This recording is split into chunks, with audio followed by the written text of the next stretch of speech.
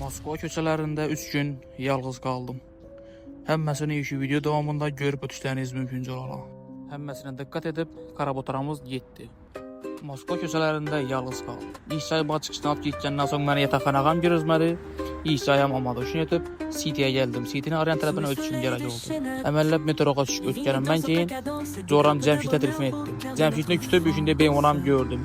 Cəmşid mən səni tapır müdür pancar bana deyər. Nazım mən özüm Cəmşidlə barışa hərəkət etdim.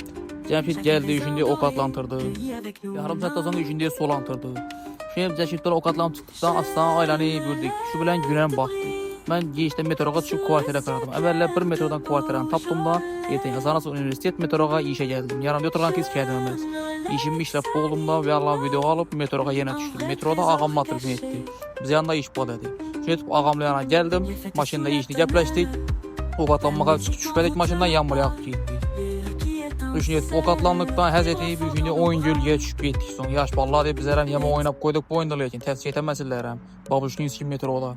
Sonra ne olsa özüm bir iş tapdım da ağamlarım yürü mən belə 2 səndən bir şey çıxardım. Yerdən yazan durub qalsaq City'yə gəlib qalana gəlmişdik. Şetkəmiz heyranmam mənə.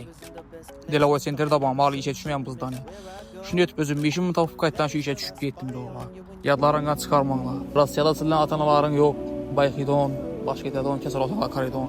Üzərinə qarab yürüngə.